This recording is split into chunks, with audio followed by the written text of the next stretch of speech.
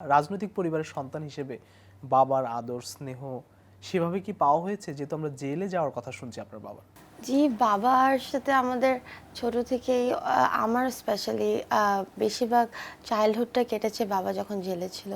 তো আমরা এই যে ঈদের দিনের মতো ঈদে সারাদিন জেলের বাইরে ওয়েট করতাম কখন আমাদেরকে ডাকবে। ঈদের দিনে? ঈদের দিনে আর ৫ মিনিটের জন্য দেখা করতে দিত। মানে ঈদের দিন আপনি জেলখানায় গেছেন বাবার সাথে দেখা করতে? স্পেশালি আমার চাইল্ডহুডে বাবা obviously he is a very present father, কিন্তু সে নিজে ফিজিক্যালি প্রেজেন্ট থাকতে পারে নাই পলিটিক্যাল কারণে। বাট আমরা বুঝতাম যে অ্যাকচুয়ালি ফাইটটা কিসের জন্য করছে।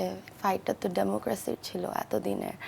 আমরা বুঝতাম, বাট কষ্ট হতো, কারণ আমিও যেতাম আমার বন্ধু বান্ধবীদেরকে দেখতাম, ওদের নর্মাল চাইল্ডহুড, ওরা হলিডেতে যাচ্ছে, ওর বাবা মার সাথে টাইম স্পেন্ড করছে, ওর বাবার স্কুলে ওদেরকে নিতে আসছে।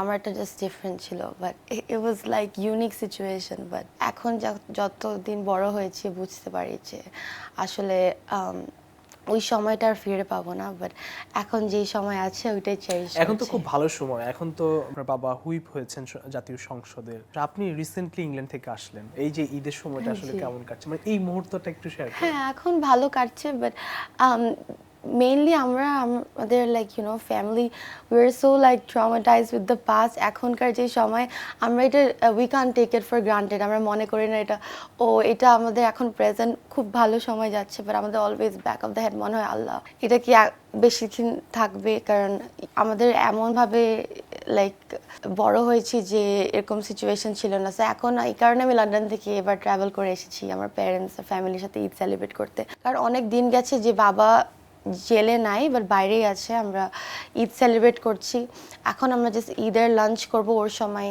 বাবার কল আসলো চলে যেতে হবে। মানে এখন ঈদে কিভাবে কাটানো হয়? আমরা আমার গ্রামের বাড়িতে যাই, সবাই আমার পুরো কাজিন ফ্যামিলি, আমরা সবাই বেশিরভাগই ঢাকায় থাকি, কিন্তু ঈদটা আমরা ছোট থেকে ওখানে করি। আমার দাদু যখন বেঁচে ছিল আমরা ওনার সাথে করতাম।